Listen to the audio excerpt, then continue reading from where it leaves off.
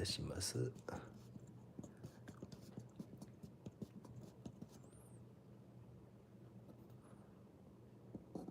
おはようございます。昨日もありがとうございました。留学生のためにちょっとなんですけども、なかなかデッサンがあんまりデッサンというか美術教育が進んでいない国から来たということで、すみませんね。今日もよろしくお願いします。綺麗にある程度設定がいっているか。早いな。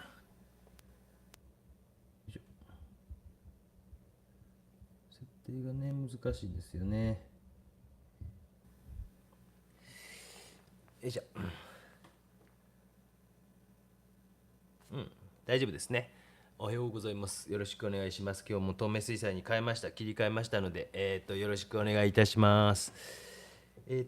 本当にかぼちゃがですね、めちゃくちゃ大きいでしょ。初めて育てたんですが、かぼちゃですね、もうちょっとこれ待った方がいいか、なんか白いかぼちゃなんですよ。で、それ買ってきて植えてみてですね、植えてみ、おはようございます。タミコさんおはようございます。もう元気ですか？いやね、かぼちゃ。同じウリ科の食べ物でメロンというのがございますけどね。すみません。ナナさんもピア ABC さんもよろしくお願いします。ちょっとかぼちゃの外で描きたかったんですが、もう雨が降り出しております。しとしとしとしと、結構ね、大丈夫ですか皆さん、雨の方はですね。大丈夫でしょうか。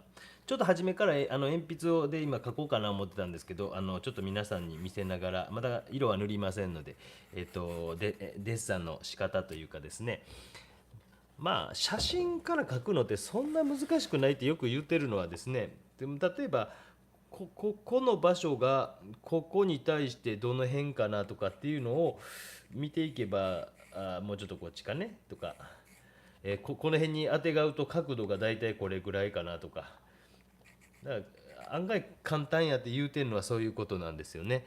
平面から平面っていうのは簡単ですよということですね。結構降り出しましたね。皆さんおはようございます。でちょっとデッサン鉛筆の写す感じですけどね、していこうかなと思いながら、9時から色をつけ出しますので、それまでちょっと軽くデッサンをしながら、朝まで迷ってたんですけどね、大学行って、あれですね、大学行って三脚とか持ってきたものの車の駐車場をどかして、駐車場の車をどかしたことによって、あれが描ける、ですね、ガレージの下でできるんちゃうかとかいろんなこと考えたんですけどね、さすがにちょっと早めに振り出しましたね。すみませんね。鉛筆でちょっと書き出しながら、皆さん、今日はもう透明水彩ということで、お許しください。で、昨日は昨日で、留学生の男の子を描いたんですが、彼の国はなかなか美術教育が進んでいないということを言っていたので、もともとですね、でそれ日本に来て非常に熱心に学んでいるので、ちょっとデッサンのことを教えてあげようかなと。それでついでにと言っちゃなんですけどもね、作品を差し上げて、母国の人1年どれぐらい帰ってないって言ってましたっけね、1年半ぐらい帰ってないって言ってたんで、そういうコロナもあってですね、寂しいですかって聞いたら全然寂しくないって言ってましたよ。おはようございます。えっ、と有馬美さん、有馬美さん、有馬美さん。ちょっと実は下に恐竜くんがいるんですけど、先週も恐竜くんがいても上まで上がってこなかったので、ちょっと突き進んでみようかなと思ってます。鉛筆でちょっとデッサン取って色をつけるのは9時から始めようと思ってます。9時からね。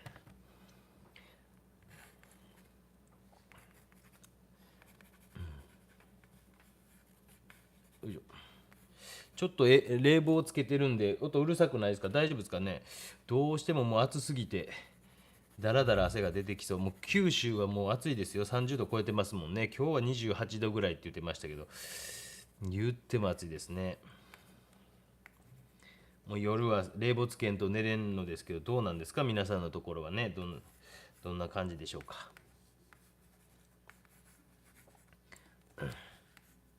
でこれなんか海を描く動画があったと思うんですけど、あれをちょっと応用したぐらいの感じで、描こうと思いますので、あれに近い形の水彩の使い方をしながら、描いていけたらなというふうに思ってますが、どうなることか分かりませんが、そんな感じで進めていこうと思います。29人、鉛筆デッサンの基本あれ何年前ですっけ？初版何年って書いてます？鉛筆デッサンの基本という本を買ってくださったのか。ね、丸坊主の写真でしょう。大学のあれ3年生の時ちゃうかな。だから、98年か99年の初版やったと思いますんで、20何年前ですもんね。あの本とかもう一冊ぐらいなんか手岡が表紙になってるやつがあって、その本がすごい売れたらしいんですけど、でそれで僕を知ったという人も結構いるそうなんですよね。2002年ぐらいやと思いますけど、そんな頃からやって絵を描いているんですよね。だからこの YouTube というのに知り合うまでももちろんね、作家活動してましたしね、個展などももちろんめっちゃしてたんですけどね、たまたま今年が1年間ないので、もう初めから予定に入れてなかったんですよね。それがなんか私にとってはいいあれになって、趣味を見つける機会になりましたもんね。趣味のない人間ですからね。皆さんおはようございます。2004年が、そうですか。あれ、そうか。鉛筆デッサンの基本と、それって丸坊主のやつですか？じゃあ違うかな。僕、鉛筆だけで多分5冊か6冊出してて、それかな。丸坊主のやつが一番古いんですよね。あれで、それは何年、何やろうな。2004年ってことは、東京にいた最後の方の年なんで、NK さんもおはようございます。M ドアさんもおはようございます。稲葉さんおはようございます。昨日もありがとうございました。長髪のイケメン。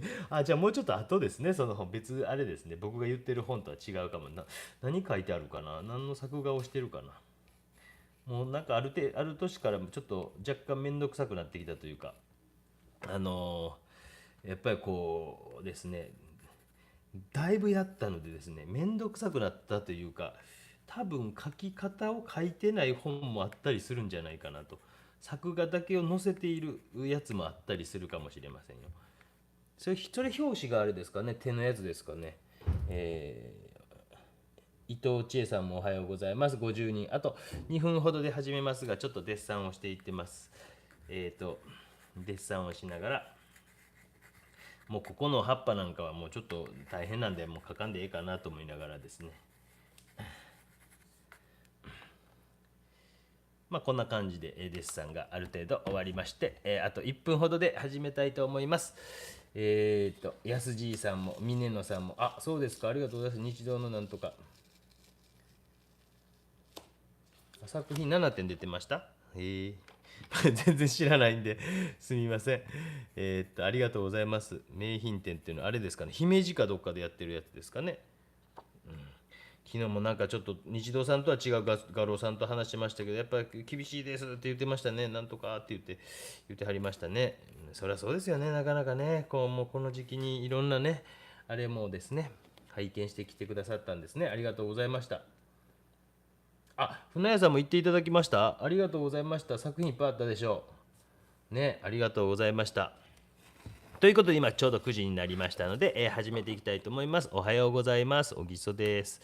今日はちょっとですね、残念ながらかぼちゃを本当は描きたかった。こんなでっかくてこんな重たいかぼちゃが庭で、初めてかぼちゃを栽培して白いかぼちゃなんですけども、そういうかぼちゃのあれが売っていた苗が売っていたので、育ててみて、これは絵に描けると思ったらもう今すごい雨になってまいりましたので、残念なことに室内からお届けしようと思います。それでは早速、描いていこうと思います。平筆の使い方がなんかね、私は上手やとか言われることがあったりなかったりしますが、ちょっと1時間前ぐらいにあれしたんで、ちょっと乾いてるんで霧吹きで、よいしょ。ね、展覧会も本当にもう、まあ僕はもう最近グループ展をもう去年、一昨年ぐらいからお断りするようになったというか、もうあんまりやらなくなってしまったんですね。グループ展もうすごい出してた人なんですけど、なんでですかって言われてもあれなんですが、やっぱ個展が楽しいんですよね。で個展がベースに今後も活動していった方が僕としては楽しいなと思ったんで、グループ展はもう断らせていただくことがちょっと多くなってきたというか、あの全部自己責任っていう世界が好きでまあこの YouTube もしかりですね、全部自己責任というかですね、ちょっと濃いめの木だけは先に書いておこうかなと思いまして、なんかちょっとこうもう一回り細い方がいいですね。まあまあ降ってきましたね。パレットもちょっと見えるようにしておきますね。なんかこう梅雨っぽくなかったんですよ、こっちの九州の方は。まあ私のところ途中南の宮崎とか鹿児島の方はどうも降ってたっぽいんですけど、佐賀はあんま降ってなくてですね、今年の梅雨はと思ってたんですけど、どうも今日は皆さん大丈夫ですか？意外と関東とかも降ってるというのを朝のニュースで見ましたけど、皆さん大丈夫、無理しないでくださいね。九州は基本的にはこう水害的なのは慣れてるので、もう本当にめちゃくちゃ一昨年かなんか降りましたもんね。家の前のところが水浸しになって、初めてこう全国ニュースになったんですが何年かこっちにいるんですけど、何回かあったんですけどね、今までもそれぐらい一昨年ぐらいは降ったことがありましたが、大学も珍しく休みになったっていう感じでしたけどね。僕その日確かあれや、なんかテレビの生放送かなんか出る予定があって、それもやるのなんていう感じで何度かこうで連絡を取り合ったのを今ふと思い出しました。結局その日は流れたんやったかな、流れたと思います。懐かしいですね。あれなんで生放送出たんやろうな、あんま覚えてないですね。ちょっと濃いめに、塗ってってますね。で、まあ、アクセントとなるようなところだけは濃いめにちょっと塗っておいて。おはようございます。皆さん、拝見しました。感動しました。赤坂さんもおはようございます。すごい上から見たらバナナみたいなね、めっちゃでかかったでしょ。なんかまだちょっと早いんちゃうかと思ったんですけど、まあなんかもう一回あと3つぐらいになってるんでですね、うわ降ってきた。ちょっと雨の音が入るかもしれませんが許してください。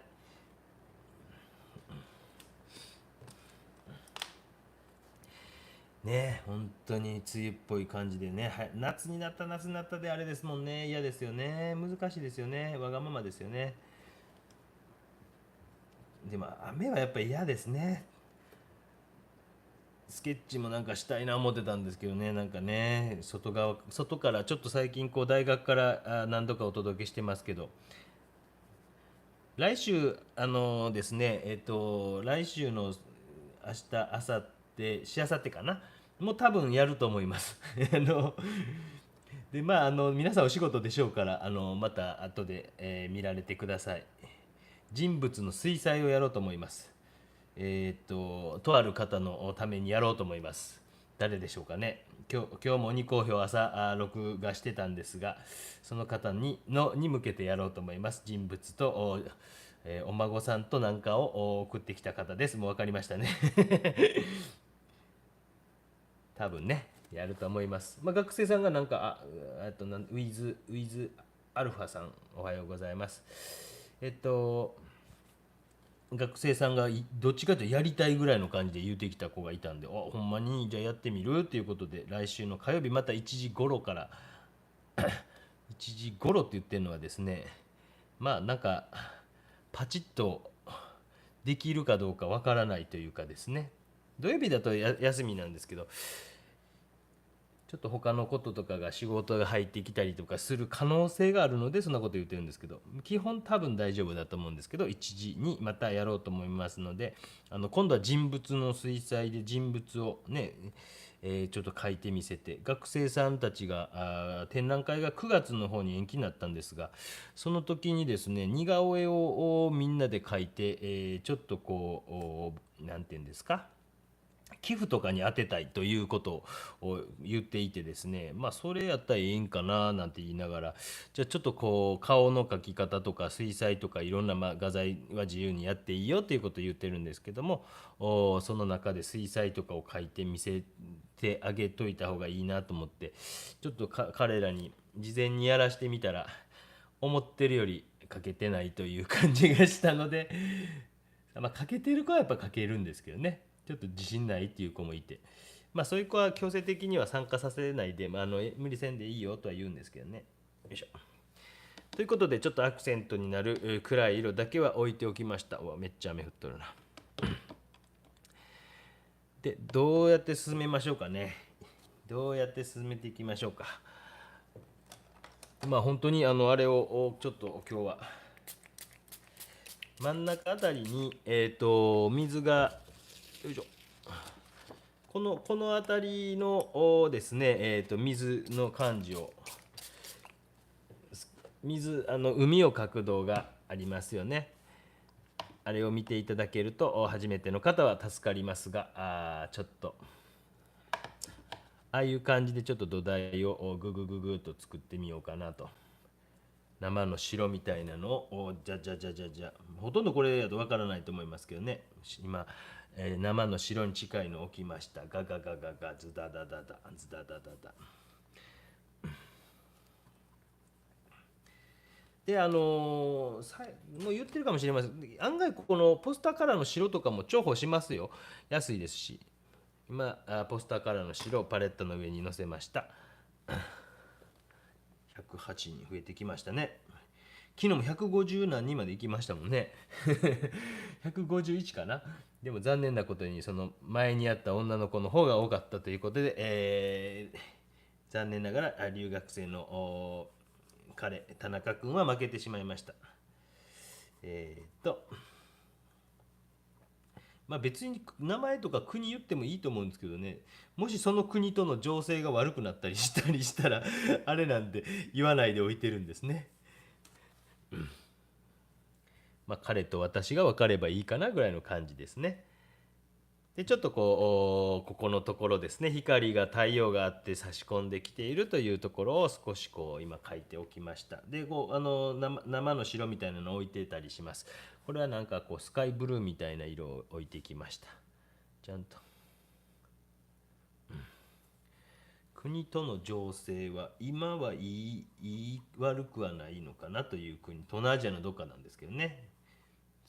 昨日の動画の中ではずっとわけわからんこと言ってたんですけど、どうしようか言わん方がええかななんていうことを事前には打ち合わせはしていたんですが、まあ言わんといた方が安全かなっていうことで、そうしました。いやね、なんかでこの辺はだいぶ暗いですね。だいぶ暗い。本当は写真を載せながらできるような高等技術を私が YouTube でできたらいいんですが、今ちょっと白も入ってるんで相当不透明に近い色になってます。いいんですよ。もうね、皆さんが良ければ自分が良ければいいと思いますので。茶色を入れてだいぶ暗くして。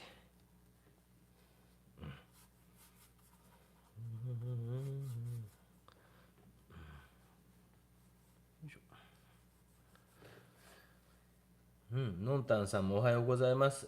コージ N さんを仕事終わってからおはようございます。皆さん大変ですね。この時間まで仕事されてたんですか。そうか、私も仕事といえば仕事かもしれませんね。YouTube の録画に朝2時ぐらいに今日行ってましたもんね。昨日はね、野球がなかったんで、もうだらだら酒飲んでバタッと寝て起きてっていう感じですけどね、雨で中止になってましたけどね。おわ、大胆に来ましたよ。濃い色ですね。こういうのがね、皆さん怖いですよね。怖い怖い怖い怖い怖いって感じでしょ。平筆こないしたら細い線も引けますもんね。ほんとちょっと最近アトリエに入ってこなくなったんですよ、やつが。なんでですかね。分かってきたのかな。絵はさすがに描けへんぞ。でも YouTube は出たろかぐらいの感じなんですかね。分かりませんけどね。もう止めれないんですよね。なかなかね。もうそういうもんですよ。恐竜というやつはですね。ちょっと暗いところぐっと暗くしておきました。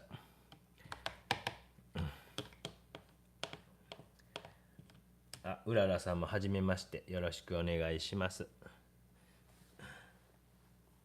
なんか本当にこうね、コミュニティができてきたというかですね、面白いですよね。皆さんね、いつかどっかで会われたらいいんじゃないですか。僕は行きませんけどね。ひどい。ひどいわ。本当でもね、なんかね、飲み屋さんとか解禁だったらいいんですけどね。まあ、酒飲むの好きですよ。よいしょ。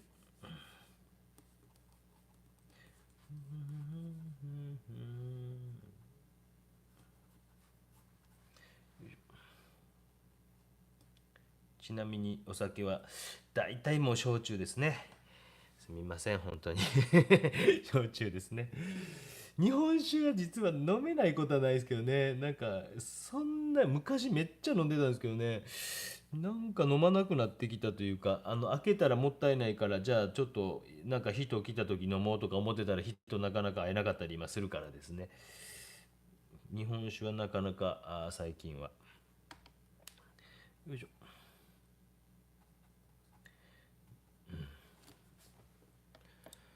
ちょっとここの手前の土台とかも作っておきたいですね。どのぐらいの色がいいかな。まあ、ちょっと素人が入れることによってかなりこう不透明感が増しましたけどね。ちょちょちょちょちょ面白いですね本当に。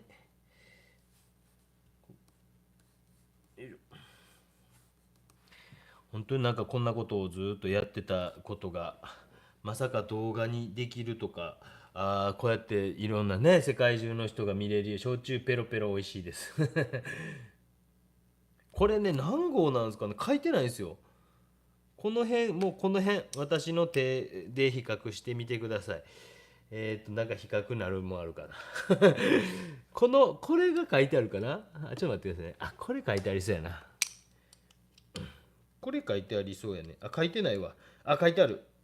番号、この赤い筆とこの銀色の筆は同じサイズですが、1って書いてます。これね。これ1だと思います。いやー、ごめんなさいね。本当にその辺興味がないというかですね。もうびっくりすると思いますよ。もう勘でやってるんで、ね、皆さん本当に申し訳ない。サイズとか、この筆どこで買った、多分渡辺さんで買ったんやと思いますけどね。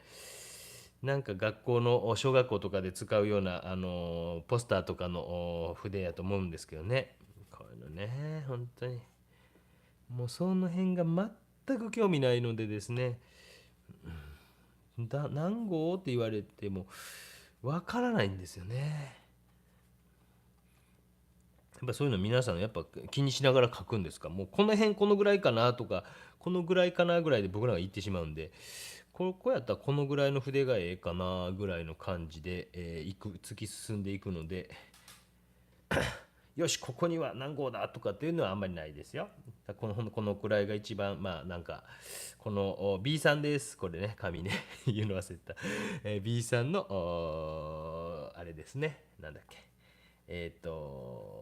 キャンソンですね。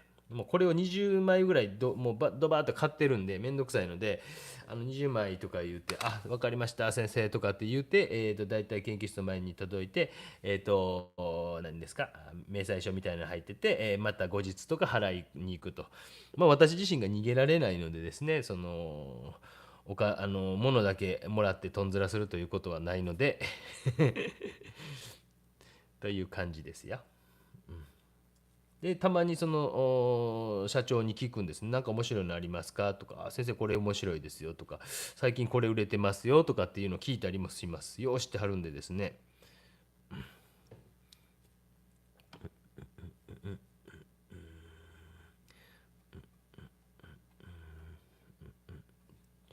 ちょっと枝のなんか光ってんのが見えるので少し塗り残しておいた方が良さそうな気配ですね。でまあ葉っぱがこう生えてきてるので若干こう意識しながらとか、ですね、ちょっとこう若干意識しながらとか、まあ僕は水彩が得意じゃないんですけど、こうねちょっと拭き取っておいて、乾いた筆とかでちょっと拭き取っておいたりしてもいいのかもしれませんよね。若干ね。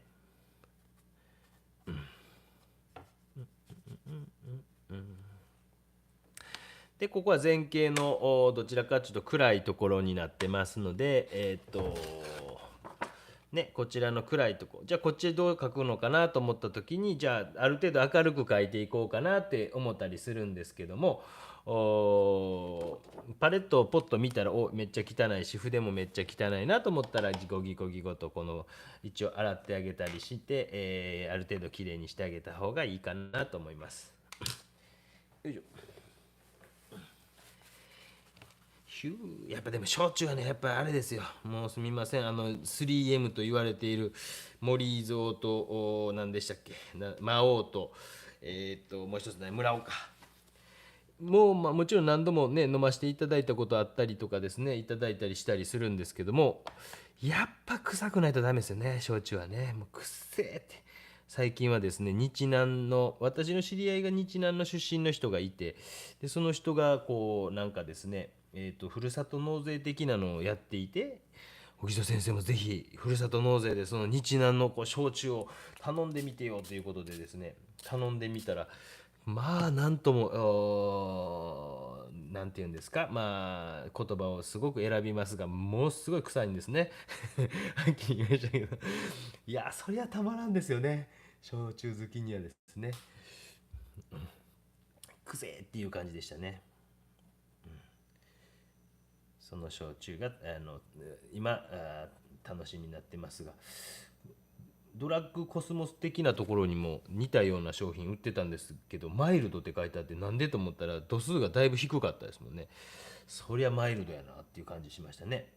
ちゃんちゃんちゃん白とか入れながらちょっとこの辺は書いてってます。ちゃんちゃんちゃんちゃんちゃん。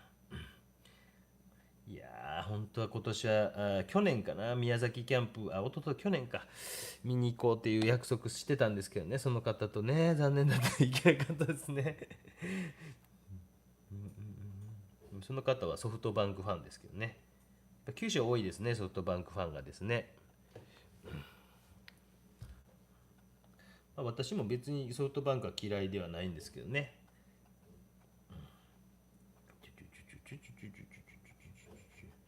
オリンピックも始まりますね、皆さんね、どうですか。もう始まってしまったらね、みんな応援しますよね。いろいろ言うてるね、あれもありますけどね、応援してあげた方がいいかなと僕は思いますけどね、もう始まってしまったらですね。私は野球好きがひどいので野球を見ますが、よいしょ。はい、ありがとうございます。ありがとうございます。おはようございます。素人の人間が描く場合、先生の一本で描くのは無理な気がするのですが、練習するようにした方がいいのでしょうか。筆ね。ですね、平筆いろいろな方が書き方をやってると思うんですよね。こういう丸筆のなんかでシャッシャッと書いたりするような感じで書いている人とか、偶然的なで僕なんとなく平筆が好きというか楽というかで、平筆の場合はこういう風にしたら細い線もある程度引けるので結構重宝するんちゃうかなっていうか、アニメの背景の書き方みたいなのを見てたりとか、昔ちょっと専門学校で教えてたことがあって、その際に案外平筆で、書いたりしてるなっていうので、なんとなく平筆を使って書いていって、でそうすると面も塗れるし線も書けるしっていうことで初心者の方でも平筆とかでこうやって面とか線とか練習されてみてもいいと思いますよ。ただもういきなり買う時に平筆1本っていうのは何本かやっぱ買った方がいいとはもちろん思いますけどね。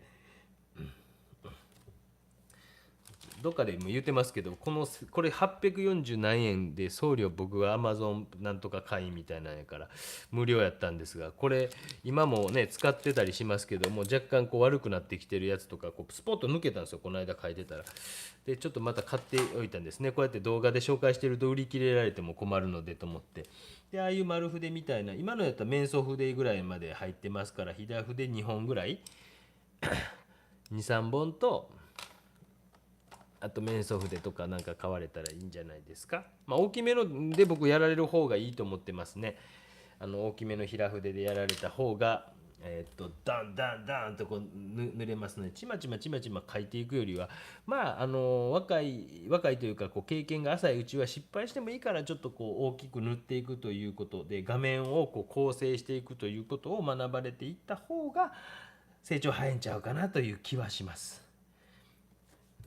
ね、ちょっと本当に最近ひろゆきさん的に回りくどい言い方になってきましたけどなんかでもあの人ぐらいこうなんか回りくどく言わないと学生とかになかなか伝わらないというかですね、なぜそれがそうなのかということを理由を言わないとなかなかこう分かってもらえないということが多いので、そういうふうになってきたなと自分で思ったりしています。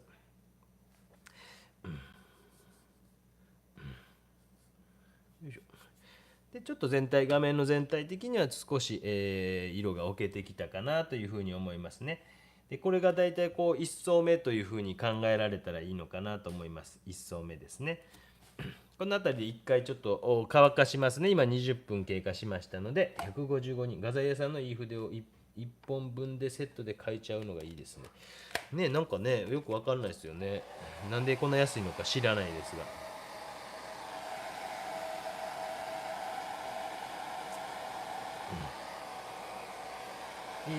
最初の土台平筆使い、平筆が2本増えました。同じ筆を注文しました。もうすぐ届きます。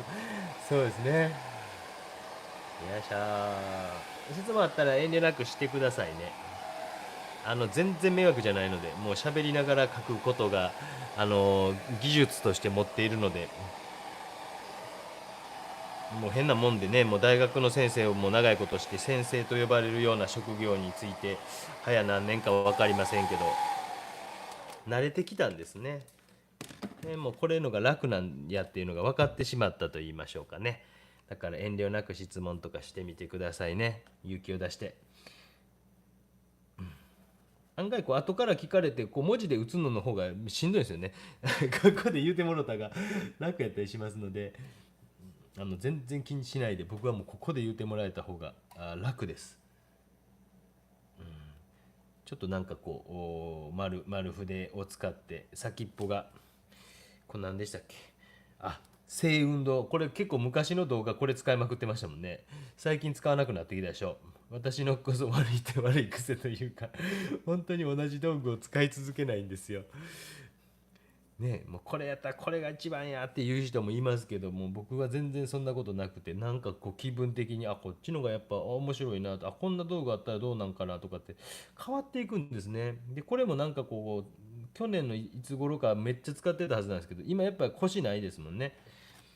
その時は結構こう腰が中学生のなんか寝癖ぐらいゲンゲンゲンって立ってたんですけど、今ちょっとやっぱ腰なくなってきてね、私のヘアスタイルと同じでですね。皆様どうですか？剛毛ですか？でちょっとこう偶然みたいな感じでちょっと筆のこう木とかのね葉っぱとか一応はこういう方向が中心にはするけども、でちょっと暗い色を置きながらですね、中心にはするけども、それだけではないよという感じで書いていっております。ちょんちょんちょんちょんちょんちょんちょんちょん。よくね早送りのようやとか言われますもんね。本当にね手早いでしょ。えっ、と絵の具は乾いたものよりは生の方が強いですね。そうです。ちょっともうマットになりますもんね、多分ね、絵の具はですね。ちょんちょんちょん。だからそこもちょっと予想しなきゃいけないところは水彩画ってあるのかもしれませんね。ちょんちょんちょんちょんちょんちょんちょんちょんちょんちょんちょんちょんちょん。ちょっと筆のこう方向とかをなんていうか使いながらかすらせることとかもしながら、言うてしまえば油絵の具でいうマチエールつけるような感覚でしょうかね。ちょっと不透明感のあるような暗い目の色にしたいなという思いで今混色をしました。めっちゃ大胆ですね。中平さんもおはようございます。皆さんね、火事が一段落した頃に、見られてるんですか？私も皿洗いをしました。最近チビがちょっと言うようになってきましたもんね。やった後ですけど。ブーとか言いますもんね。お、やりましたねっていう感じで、今日もおむつを変えました。いや、今日は外でちょっと書きたかったんですけどね、残念ですね。まあ、いつかいつかやりますけどね、必ず僕はやりますからね。やりたいと思ったことをやるという人間なのでですね、失敗してもですね、まあね、失敗しても皆さんね、見ている分にはね、暇つぶしでいいですからね、そんな真剣に見ないでくださいね。正座しながら見てますとか言う人いますけどね、もう迷惑ですよ。やめてくださいね。緊張しますので、そんな見られてもですね。じゃんじゃんじゃんじゃんじゃんじゃんじゃんじゃんじゃんじゃんじゃん。よいしょ。まあなんかこう書きながらやっぱりこう書き方の幅みたいなのを増やしていくというか、ある一つのパターンだけではなくて少しずつ増やしていくというような感じで今やっているのかもしれませんね。こうだから僕なんかも長いこと絵描いてきてるから感覚でも覚えてしまってるところがあったりするんですよね。でそれを言葉にこうし直していくという作業を例えば本とか書くときはするんですよ。でも編集の人とかが近くにいると僕こうやってくっちゃべってるから大体それを起こしてくれたりそういうのずっと録画とか録音とかしてたりするとあこういうことなんだこういうことなんだっていう会話ができるわけですよね。だから本とかにするには私はすごい重宝をされていたような感じがしますけどね。喋らず書いて書き終わった後もね何も喋らんかったりされたら本にするにはめちゃくちゃ難しいでしょ。でも私は大体こう喋りながらこうやって「あこれね多分こんな感じじゃないですかね」とかって言うて、書いてったりする。今はなんか出版の話聞いたらできそうですけどね。でもそっか撮影の人が2泊3日ぐらいで来てくれやなあかんか。それだけはちょっとね大変なんですね。美術の窓などはあれ全部自分で撮影してるんですよ。美術の窓撮影して文も書いてるんでちょっと分からんけど昨日僕がちょっと仕事っていうかちびっこあやしてる時に電話あったな。美術の窓なんやろな。出んかったな。私実は究極の電話嫌いでそれ知ってる人は何人かいるはずなんですがめちゃくちゃ嫌いなんですよね。メールで良くないと思ってしまうというかメールやと残るから楽なんですよね後で。で一番今いいのはやっぱ LINE ですね。 LINE やったら完全に残りますのでそれのですね、過去のあれも残りますのでですね、こっちの角度こっちの角度こっちの角度こっちの角度と全体に少し手が入ってきましたね。140ライブペイントとは視聴者説明する言語化教科書よりも最新のものというトイレトレーニングね。そうそうそう、トイレトレーニングかなってうちの人とも言うてますけどね。もうねのんびりのんびりやってますよね。なんかいろいろこう今すごい情報が多いじゃないですか。例えば同い年ぐらいの子がなんかすごい喋ってる動画とか見るとねちょっと落ち込んだりしてますもんね。落ち込んでないか。私なんかまあええんちゃうっていう感じですけどね。今そういう情報が多いからですね、結構こう逆にストレスになったりもするというか、全くない情報ないというのもあれですけど難しい時代ですね。わがままですよけどね、こんな感じですね。もう一回ちょっと暗い色が少しこう鈍くなってきたのでアクセントをもう一回つけ直していっています。ググググググ。ちょっとやっぱ腰がないですね。この辺にしましょうか。丸筆使ってます。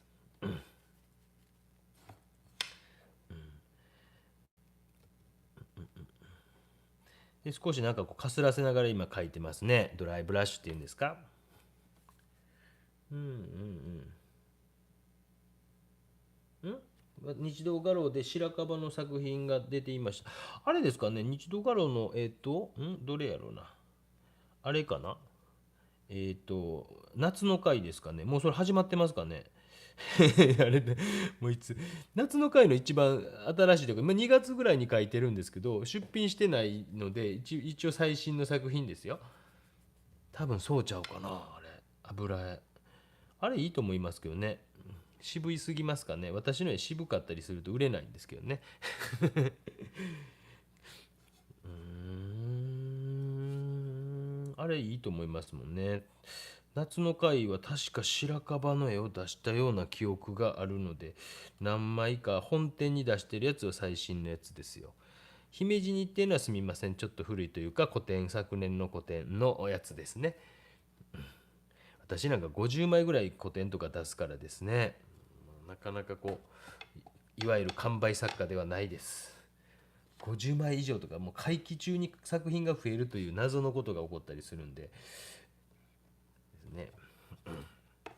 でまあ木々なんか描くときはね、ビューと描いちゃわないで隙間隙間に見える枝を描きながらですね、ここからピュッと伸びてる枝はだいたい黒い感じかなという感じで置きました。今度こっちの方ちょっと描いていきましょうかね。もうこれ下の絵の具が乾いてるので少しこうかすらすようなドライブラシ的なこともできるんやなっていうことが今描きながら分かりますね。白樺のは動画にしたのが2月ぐらいやったっけ、あれ確かそんな感じやと思うんで、本当その時書いてたやつですよ。で本当さっき言ったようにグループ展っていうのは僕もなんかなんとか会とかやめてしまったんでもう全然なくなってしまったんですね。でまあなんかまあそれはそれで全然いいんですけど、もう古典とかでドーンとかぐらいの方がいいかなと思って、で、まあ、日動さん絡みのグループ展はどうしてもあるので、まあ、出しますよという感じで出したりしながらですねやってますよ。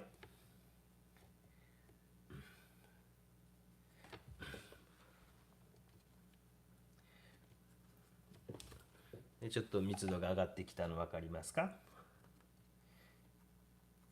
やっぱ画面見ながらですね、僕の場合はどっちかっていうと全体を見ながら加筆がちょっと遅いなっていうところにまた手入れたりとかしていきながら、まあ、基本的には奥の方っていうのはある程度常に見ながら描いてますけどね、奥の方が引き締まってくればどうしても後回しになりがちじゃないですか。33分経過しました。恵子さん、今の絵と関係ないことでも何で恵子さん、今の絵と関係ないことで申し訳ありませんということですか。透明水彩でドライブラシで活性具合が気持ちいいですね。なんかね、恵子さん大丈夫ですか。なんか質問がよくわからない。まあいいですか。ホームセンターで買った油性用の300円の筆も描きやすくて、あ、そうですか。確かにあるでしょうね。そういうね。ホームセンターの筆とかも意外とねえ、ある程度耐久性を求めてるというか、そういうところあるかもしれませんもんね。何がいいかは本当にわからないですよね。でその人それぞれなんで、なかなかこう好みみたいな使い勝手の好みとかがあるのでわからないですよね。よく聞かれるんですよね。こうで渡辺さんにまでなんかこうこの筆送ってくれみたいな問い合わせた方がいたそうなんですけど、ね、ナイロンの筆ってそんな変わらんですよって、これも多分キューッと切ったら山切りカットにできると思いますよと私は思ってるんですけど、渡辺さんがちょっと通販やってないので困ってらっしゃいました。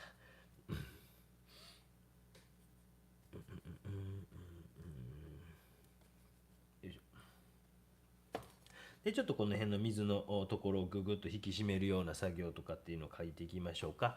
ちょっと写真をね同時に見せれたらいいんですけども、この辺りという感じですかね。ここすっごい大事です。超大事です。超絶大事なところですっていう感じですので、ここはちょっと慎重にやっているようには見えないと思うんですが、私なりにはこれ慎重にやっている方なんですよ。でこの辺は葉っぱがこう絡み合ってきてますよね。よいしょ。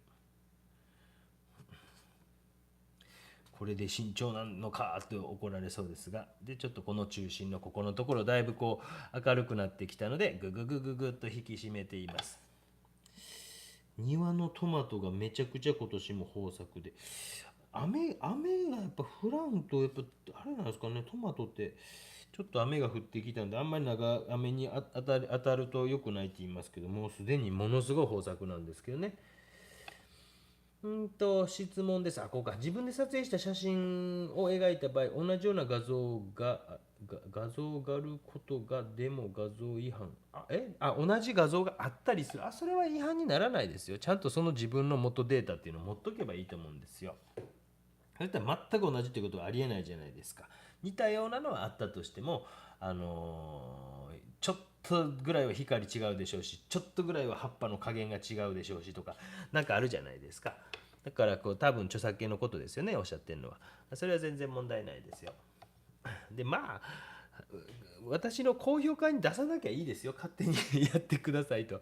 でもやっぱりね、この間ファスト映画っていうので捕まってましたけど、あれはもう著作権のこと全く分かってないというか、やっぱり作った人に対する敬意がなさすぎますよね。10分間に映画をして、それを見る人も見る人だと思うんですけども、ああいうのを見ると、やっぱり、そういうのの意識低いし、あんなんで逮捕されてですねとか。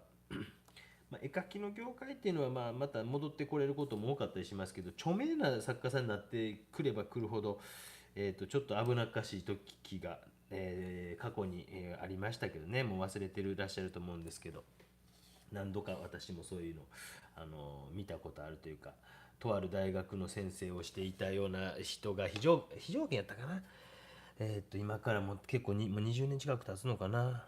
そういうのもあったりですね。どっかのなんかのスポーツ大会のなんかをあの人まだいはんのかな、たまびに。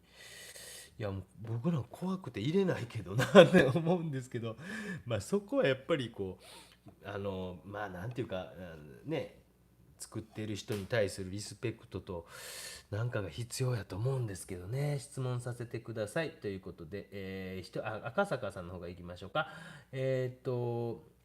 最近絵が完成しても自分の中の小木曽先生がここ雑やな、ここいらんやろと合理好評出せなくなってるそうです。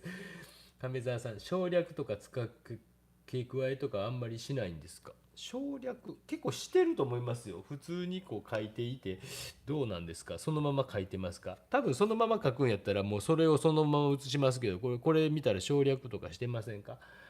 ここのところなんかも今の段階でですね、そのまま色置いてってるわけじゃないので、省略とか簡略してるはずですよ。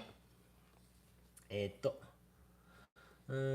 描いている時写真を撮った現場の渓流の気持ちよさなど、それは思い出しますよ。もちろんそれは多分僕そういう意味で電車でクロッキーしていたっていうのがあるんですけど、僕これある人に言われたんですけど、多分視覚的な記憶力っていうのがいいらしいんですよ、人よりも。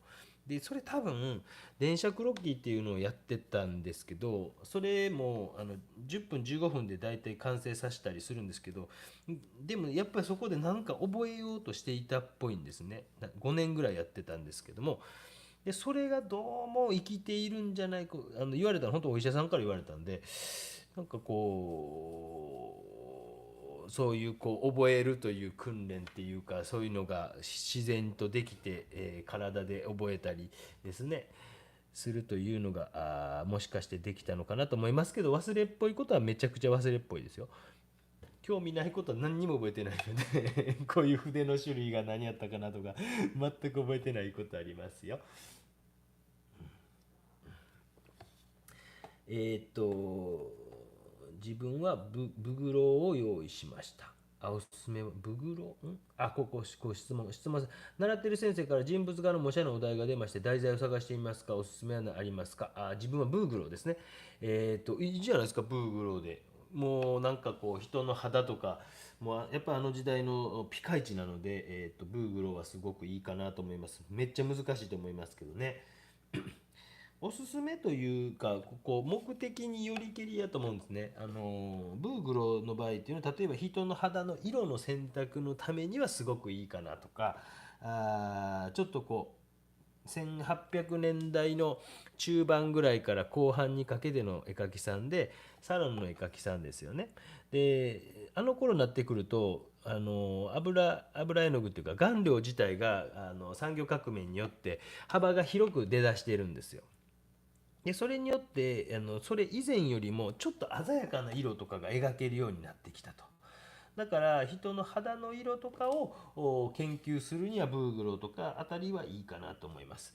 で他方で例えば油絵の具を使ってなんていうかマチエールとかを研究したいなとかっていうんだったらばブーグローとかより例えばレンブラントとかの方が例えば、ティッツァーノとかあたりかなとかっていうのの方がいいのかもしれません。だから結局は目的のために、模写をされていった方がいいと思うので、ブグロは人の肌の色をどういうふうに塗ってるのかなとか、で自分が例えば印象派的に描きたいなと思うんやったら印象派の作家さんかなんかで探されてみて色彩をすごい豊かに描きたいなとか思ったりするんやったら例えばあれですね、急にどうわせクリムトとか点描でいろんな色で顔を描き分けていってたりするのでっていうことでやっぱり目的のためにっていうのはどんなことでも共通して言えるんじゃないかなと思いますよ。丁寧に返せましたね。すごいね。全部僕が答えてますね。全体を見ながら描くことの大切さを意識しながら描くように心がけてますと。感謝感謝。そうですね。僕はやっぱりこう、受験の先生してたんで途中で終わってしまったらやっぱり点数低くなるのである程度全体が見えた方がいいよっていうことは教えていたんですが本来はまあ部分からギュッと書いてもいいんですよ。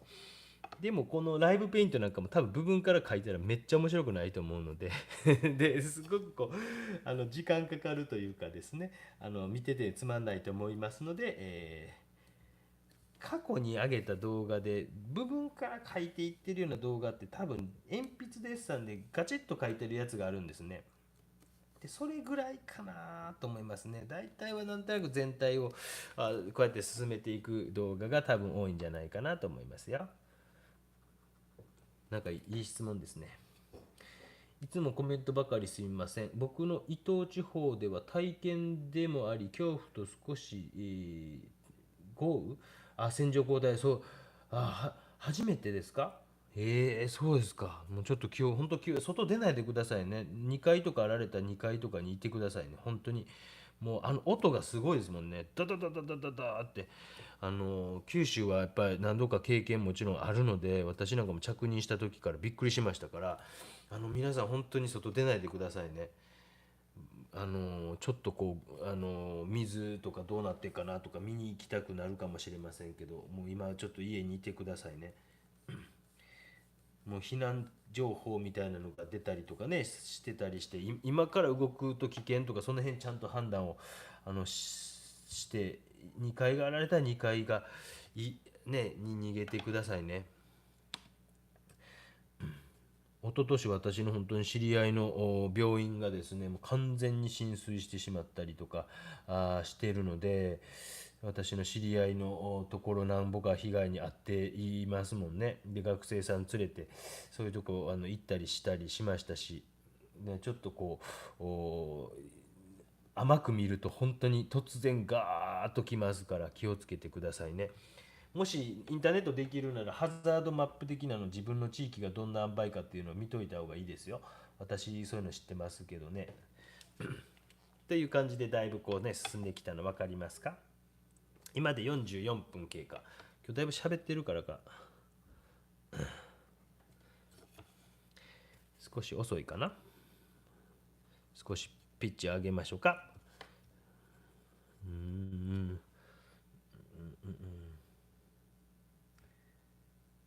ブグローブグローなんか僕ねもう初めに覚えた言葉で覚えてしまう癖があるというかブーグローっていうふうに僕はなんか学生時代覚えたんでブグローっていうふうに言うのかもしれませんね今ね。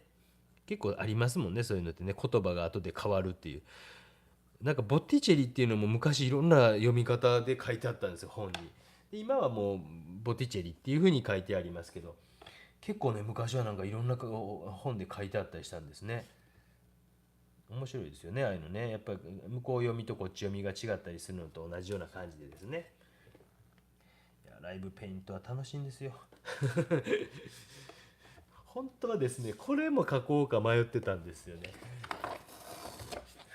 これこれ書こうかなと思ってたんですよ。でも夏に雪はなーってずーっと思って結局本当に今朝までずーっと悩んでました。もう外で描くか今のにするか、かぼちゃをなんかデッサンとかやったら皆さん面白いのか、いやどうなのか、やっぱ多分僕のなんかねエンターテインメント精神みたいなのあるんでしょうね。なんかこう好きなんでしょうね。だからよく言われますけどね、本当にこんなんね大変でしょうって、ね、楽しいんですからね。趣味がなかった人にようやく趣味が加わったんでね。ね、皆さん付き合わせてすみ、150何人も付き合わせてすみません。今週僕は見ました。あの人の、私の一番の僕の心のライバルと思っているあれですね、名前は挙げませんが、ちょっと横分けの方ですね。ちょっといろいろメディアに叩かれたりした方ですね。ちょっとこう焼肉屋さん行ってみたりとかですね、沖縄の方に行ってみたりされて叩かれた方のライブペイント見たんですがおとついやってたんですけどね、僕が見てた限り、見てたんですね、久しぶりに。40何人とかで、本当に多分40何人でしたよ。って、あれだけ知名度ある方が40何人。皆さん多分知ってる方ですよ。ね、わかると思いますよ。お名前出さなくていいですよ。うちの息子がたまにね、そういうのヘアスタイル、似たようなヘアスタイルになっててますけどね。40何人って、やっぱね、ちょっと多分あれ今週飲んでたもんね。よし、増えてきましたね。ラファエルロで覚えてる。そうですよね。あと、ホルベインっていう会社は、今日なんか鬼工業に来てたので、ホルペインっていう人と、キャンバスがキャンパスって書いてあったのがいて、なんか夜中一人で大学の研究室でゲラゲラ笑ってしまいました。ね、皆さんチャーミングですよね。チャーミングな間違いがされているなと。キャンパスはやっぱなんか3ヶ月に1回ぐらいいますよね。キャンパスに書いてますってね。私が今いるとこがキャンパスですよって言うときましたよ。ちょっとなんかここのですね、ブルー系の色をぼちぼちこう差し込みましょうかね。最近やっぱりこう昔に比べてこうライブペイントが密度が上がってきているの分かります？27回目8回目なので、ちょっとずつね初めの頃の見てもうたら分かると思うんですけども、だいぶ密度が上がってきているんですよ。ボワショボワショボワショ2回目かな、服のね。やばいやばいやばいやばい。ちょっとすみません、コーヒー飲みます。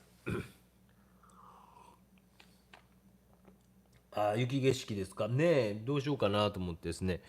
雪景色、この季節に描いたら皆さんどう思うんかなと思って、踏みとどまったんですけどね。なんとなく描きたいなってずっと思ってたんですけどね。よいしょ。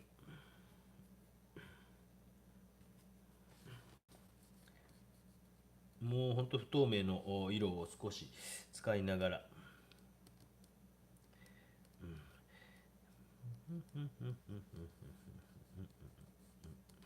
もうちょっとなんか青みがかった方がいいですね。なんかこう緑色がちょっと混ざり合って。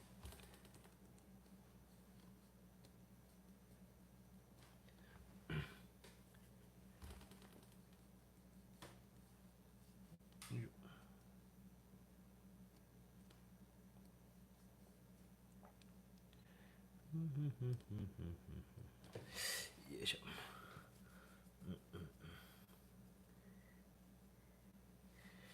目平腕をモップにするの地味に好き。どうやってやるんですか皆さん。もう全然わかんないですけどね。多分こう水彩画とかを専門にされてる方ってこう水彩画連盟的なのに入ってたりする人とかいるじゃないですか。やっぱそういうところで情報交換したりするんですかね。私はもう全くそういう情報交換も今してないから、もう本当に一人で、まあ、本とか昔ね何冊か読んだことはあるんですけど、自分がこう出版する際にですけどね、もうそれももう10年ぐらいやってないから、もう全く今分からなくなりましたもんね。どうなんですかね。モップ代わりにすんの地味に好きですっていいですね。そうか、考えてもなかった。みんなそうしてんのかと思ったら、どうなんですかね。まあ何でもいいですよね。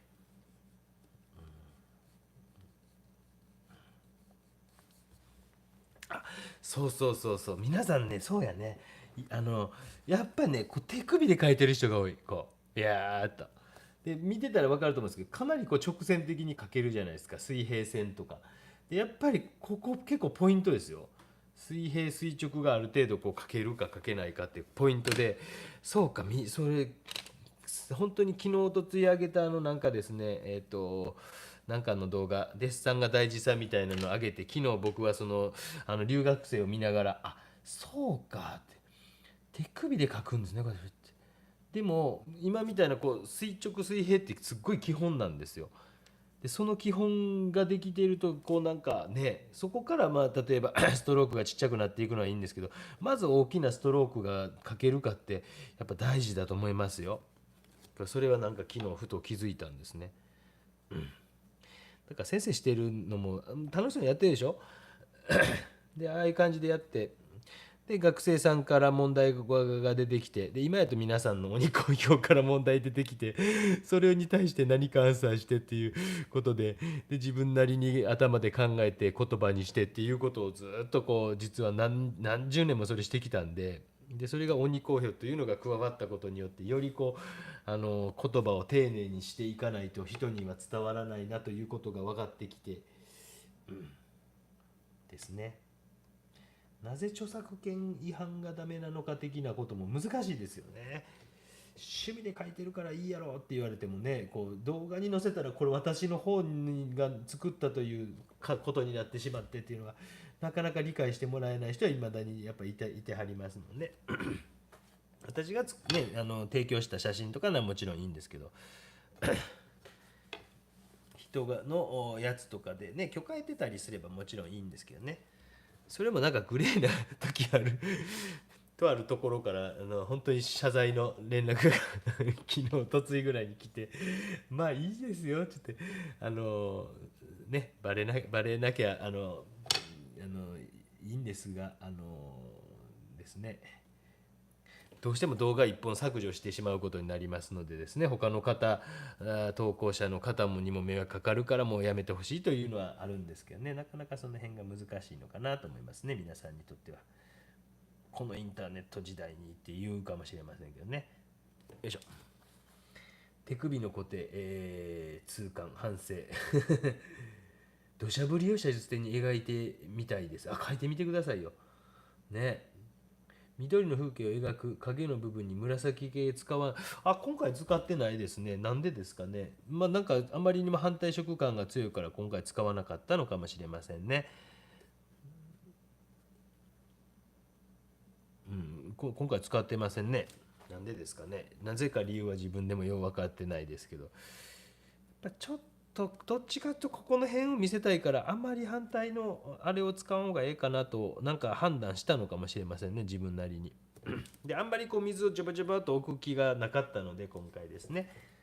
でそういうのもあるのかもしれません。ジャバジャバと大きな土台作る時に全部を紫に、なんでですかね、僕もわからないです、すみませんこういう時もありますよね。質問に答えれないというおじさん答えれません。意外とねここの暗さって大事ですよ。ちょっと今から起きますからね、見といてくださいね。その画面の引き締まり方で言うとちょっと引き締まるの分かると思いますので、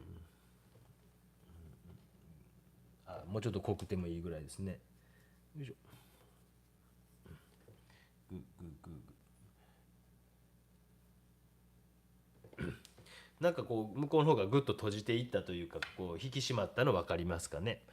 案外そういう細かいことを繰り返していくと1時間近く経ったな。今日喋りが多すぎたかな。もう一層ちょっと塗っていきます。ちょっと紫って言われたらなんか急に紫使いたくなってきた完全に忘れてたんやと思いますよ。2層目のちょっと土台というかですね。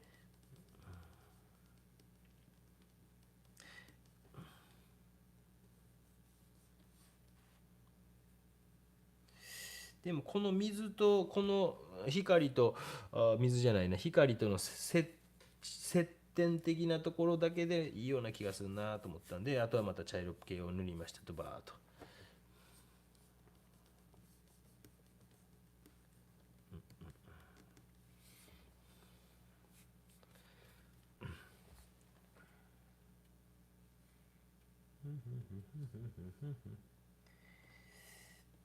いやー、海の家とかも行きたいなと思ってんすよね。ちょっとね、なんか天気予報が天気が安定せんとなんか宿とか取れんですよね。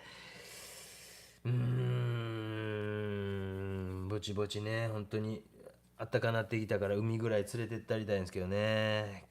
なかなか今週、来週はなんかまた梅雨が本格化、九州も特にしてきた感じですからね。皆さん気をつけてくださいね。特にゲリラ豪雨的な線状降水帯系は本当に気をつけてくださいね。それで川とか見に行って見たくなる気持ちは分かりますね。皆さんアーティストですからね。その冒険心みたいな。なんか山のね、ほんとそういうところで亡くなった作家さんとかいますからね。皆さん気をつけてくださいね。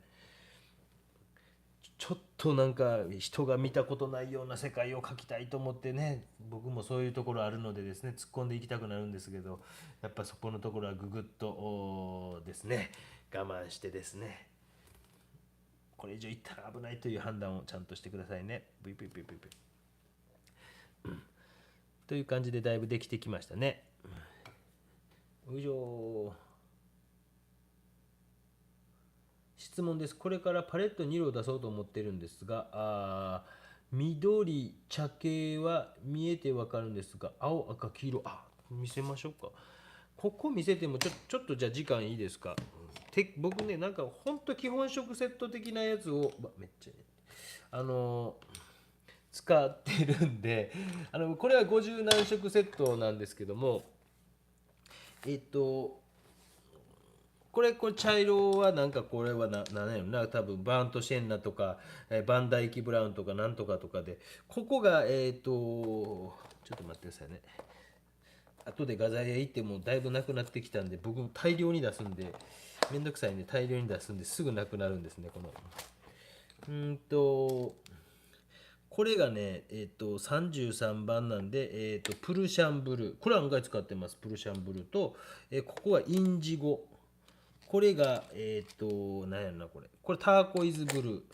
それでここのブルーがよう最近使うから別でまた買ってきたんですが、これですね、セルリアンブルーネオ。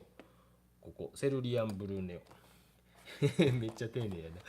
これ紫はね、バイオレット、パーマネントバイオレットの、こっちがバイオレットって書いてますね。なんかほんとそんなんですよ。これライトレッドがあって、ローズマダーがあって、ブライトレッドかな、この辺あんま使ってないですね。カドミウムレッドの、カドミウム、なんかオレンジ、ネオ、これはカドミウムイエローなんとか。これがね、カドミウムイエロー、ペールネオ、レモンイエロー、ホワイトです。すみません、時間取りました。こんな感じです。こっちも並べたいですけど、めんどくさいんでやめときますね。という感じで、なんとなくこう、本当に基本的なやつを使っていって、だから見て分かる通り、こっちの方ほぼ使ってないんですよ。買ったのに使ってないという草壁さん、すみません。でそれ用に実はパレットも買ったんですけど、残りの20何色買ったんですけど、こんな状態で1回も使っておらんなっていうのがバレましたね。54色もいらなかったなっていうの、すみません草壁さん、素晴らしい色なので54色も私は必要なかったです。皆さんも使われたらいいんじゃないでしょうか。ということでございました。すみません、ちょっと掃除をまたこうね拭きます。今度動画タイトルの名前美術学校ギズ美術学校これね、自分でつけるの恥ずかしいってですね。昨日のやつも神回とかつけたのはもうあれね、人が言ってくれたからつけたんですけど、あれ全部自分でつけてるから恥ずかしいんですよね。だから芸能事務所的なところとかがそういうのつけたりするんやったらいいんですけどね。あんま好きじゃないんですよね。